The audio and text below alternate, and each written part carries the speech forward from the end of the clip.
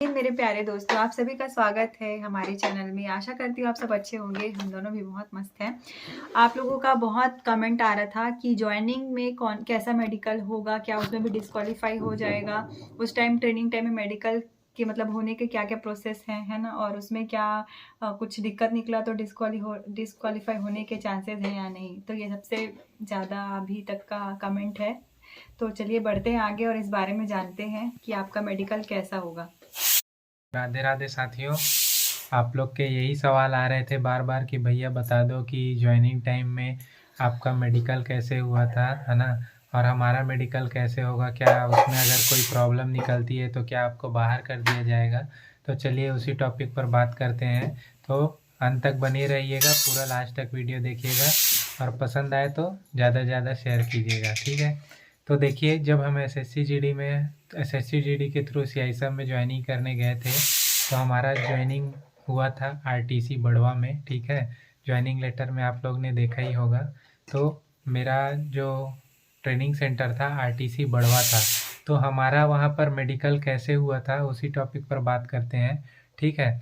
हमारा जब 0 वीक चल रहा था, ठीक है, 0 वीक जब चल रहा था ना, तो उस टाइम क्या होता है, आपको ना बारी बारी करके ना वहाँ पे मेडिकल में बुलाया जाता है। और जो वहाँ पे जो मेडिकल लेते हैं ना, वो सीआईएसएफ के ही, जैसे आप जिस भी फोर्स में होंगे तो उसी फोर्स के ना सीनियर कमांडेंट या फिर डीआईजी रैंक के ही होते हैं वो डॉक्टर, ठीक है। अगर वो वहाँ पे अनफिट करते हैं तो आपको अनफिट सही में माना जाएगा और आपको वापस भी भेज सकता है, ठीक है। तो बार बार बोल रहे थे कि भैया मेरा हाइट इतना था, एकदम मतलब एकदम क्या बोलना चाहिए 170 है, तो मेरा 170 ही लिखा है ना। तो ऊपर नीचे क्या उससे दिक्कत तो नहीं होगा। और कई लोग बोल रहे थे कि मेरा वेट इतना है ना, ओवर वेट हो जाऊंगा या फिर अंडर वेट हो जाऊंगा तो क्या मेरे को बाहर कर देगा, ठीक है। और कई लोग का सवाल था कि मेरा चेस्ट में एकदम परफेक्ट आया था 80-85, तो क्या वहाँ ट्रेनिंग में नापेगा, अगर कम आएगा तो बाहर कर देगा क्या। तो उसी टॉपिक पर बात करते हैं। देखिए, ये तो प्रोसेस है आपका फिजिकल का, है ना। आप अभी गए होंगे तो आपका हाइट मेजरमेंट हुआ होगा, वेट मेजरमेंट हुआ होगा, ठीक है। उसके बाद चेस्ट मेजरमेंट, ये आपका फिजिकल टाइम में हुआ होगा। लेकिन आप जब ज्वाइन करेंगे ना, तो ये आपका मेडिकल में भी ये चीज़ नापा जाएगा, ठीक है। आपका हाइट को मापा जाएगा, आपका वेट को मापा जाएगा, ठीक है, और आपका चेस्ट को भी मापा जाएगा। तो आप बिल्कुल भी मत घबराइए अगर आपका हाइट, वेट और चेस्ट में बिल्कुल आपको बाहर नहीं किया जाएगा, ठीक है। आपका आपका जो भी है अभी आप जाएंगे उसी हिसाब से लिख देगा। अगर मान लीजिए कम ज़्यादा होता भी है ना, वो उसी हिसाब से लिख देगा। इसमें आपको, आप एक बार क्वालिफाई हो चुके हैं तो आपको हाइट, वेट और चेस्ट में तो 101% आपको डिस्क्वालीफाई नहीं करेगा। तो आपको हाइट, वेट और चेस्ट में बिल्कुल भी डिस्क्वालीफाई नहीं किया जाएगा, ठीक है। आपको वहाँ पे फिर से नापा जाएगा। वो सर ही लोग रहते हैं जो सीआईएसएफ के ही रहते हैं, वही आपका नाप तौल करते हैं, ठीक है। मेन मेडिकल होता है आपका, जो आपके मेन मेडिकल ऑफिसर होते हैं, सीनियर कमांडेंट या डीआईजी रैंक के होते हैं जो, है ना, वो आपको हॉस्पिटल में आपको जाते हैं, वहाँ पर आपका मेन आपका जो होता है मेडिकल वहाँ पे होता है। ये तो नॉर्मली बाहर पे सब माप कर लिख लिया जाता है। जब हम लोग को ना ये अटेंशन फॉर्म ये सब जब भरवाया जाता है ना, तभी ये सब का हाइट वाइट और चेस्ट और ये क्या बोलते हैं वेट, ये सब चीज़ को बाहर में ही नापा जाता है। लेकिन ये भी मेडिकल में ही आता है, मान के चलिए, ठीक है। उसके बाद जो मेन होता है मेडिकल, आपका बताया ना हॉस्पिटल में होगा, तो वहाँ पर क्या है, आपको सब लड़कों को बुलाया जाएगा। वहाँ पे आपका ये मत सोचिए कि मेरा फिर से यूरिन टेस्ट होगा, ब्लड टेस्ट होगा, ठीक है। तो ये सब बिल्कुल भी वहाँ पे कुछ भी अंदरूनी आपका जो भी है, कई लोग बोल रहे थे कि सर मेरे को हाइड्रोसील है, या फिर एक जन ने कमेंट किया था कि सर मेरे को पाइल्स की प्रॉब्लम है, तो क्या मुझे बाहर कर दिया जाएगा। तो बिल्कुल भी मत घबराइए, वो सब बिल्कुल अंदरूनी वाली चीज़ें आपकी अब बिल्कुल भी चेक नहीं होंगी, ठीक है। उससे कोई दिक्कत नहीं होने वाला है आपको। मेन आपका सबसे मेन जो होता है, ठीक है, जो सबसे मेजर पॉइंट है, ठीक है, जिसमें आपको बाहर कर सकता है, ठीक है। बाहर क्या, या ट्रेनिंग सेंटर से आपको वहाँ से निकाल दिया जाएगा। हालांकि फिर आप फिर से आ जाएंगे, क्योंकि मैं जो बता रहा हूँ कहानी उसको सुनिएगा, ठीक है। मेरे साथ भी ऐसे ही हुआ था, जो मेरे साथ जो मेडिकल देने गए थे, तो जो सबसे मेजर पॉइंट होता है आपका डिस्टेंस विज़न जो, ठीक है, वो हो गया, और कलर ब्लाइंडनेस, ठीक है। सबसे मेन रीज़न होता है आपका कलर ब्लाइंडनेस। अगर कलर ब्लाइंडनेस में आपको समस्या है तो दिक्कतें आ सकती है। जब मैं आरटीसी बड़वा में गया था, तो मैं भी जब मेडिकल करवाने के लिए गया था, तो वो हमारा ऊपर का बनियाइन कपड़ा उतरवा देते हैं, चेस्ट वेस्ट को एक बार फिर से देखा जाता है, ठीक है। मतलब कई लोग का ऊपर नीचे रहता है ना, तो वो चीज़ को देखा जाता है। बाकी ये वेरिकोन वेन्स ये सब जो जिसको रहता है वो सब से नहीं निकालता है, उसमें कोई दिक्कत नहीं होगा। अगर होगा भी तो उससे कोई दिक्कत नहीं।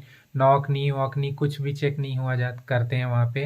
हाथ वाथ को भी ऐसे ही नॉर्मली चेक किया जाता है ना। ज़्यादा बैंड वैंड वो सब, ये सब नॉट डॉक्टर मैंने देखा था वहाँ पर, जो हम लोग का डॉक्टर थे, है ना, सीनियर कमांडेंट थे। तो वो जो हम गए थे ना, तो वैसे ही हाथ वाथ को हमारा चेक किया था, कैरी एंगल नॉक नी ऐसी नॉर्मली देखे थे।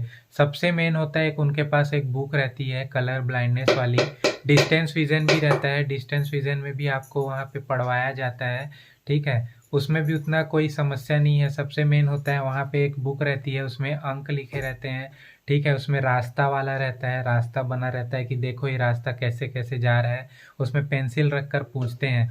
तो कई बच्चे वहाँ पर, मतलब मेरे साथ जो गए थे, है ना, भाई लोग, उन लोग ना क्या है उस चीज़ में भटक गए थे। वहाँ आप जाओगे तो मेडिकल में नर्वस नहीं होना है, ठीक है। या आप ये सोच कर चलिए कि मैं मेडिकल पास होकर आया हूँ तो मेरे को कोई समस्या नहीं आएगी, ठीक है। तो यही सोच कर जाइएगा। नर्वस होंगे तो क्या है, नर्वस के कारण कई लोग ना उस जो अंक लिखे हुए थे उनको पढ़ नहीं पाए थे, जिसकी वजह से वो डॉक्टर ने उनको वहाँ पर मेडिकल पॉइंट दे दिया था, ठीक है ना। और उनको वहाँ से फिर ट्रेनिंग सेंटर से निकाल दिया गया था अगले ही दिन। तो सोचिए आप जब मेडिकल ट्रेनिंग सेंटर में गए थे, हालांकि वो जिनको निकाला गया था, ठीक है, उनसे हम कांटेक्ट में थे, वो बेचारे बहुत दुखी हुए थे, है ना, क्योंकि क्या मुंह लेकर घर जाएंगे ये सोचकर। हालांकि फिर उनका फिर से दिल्ली में मेडिकल मोड बैठता है, ठीक है, वहाँ पे फिर से मेडिकल उनका कराया जाता है। उन लोग जितने भी भाई को कलर ब्लाइंडनेस में अनफिट किया था, वो दिल्ली जाकर फिट होकर आ गए थे, ठीक है। और उसके बाद जो एक और सबसे मेन वहाँ पे जो वहाँ के डॉक्टर थे, वो क्या कर रहे थे, जिन जैसे शरीर में कट मार के निशान है, ठीक है, उस चीज़ में भी बहुत मेडिकल पॉइंट दिया था उन्होंने। उन्होंने कट मार्क जैसे, वो तो मेडिकल फिट होकर ही आया था एसएससी जीडी की तरफ से। मैं फर्स्ट बार में ही अटेम्प्ट में ही वो मेडिकल फिट था। लेकिन मेरा एक फ्रेंड था पाठक करके, उसके हाथ में कट मार्क थे, ठीक है।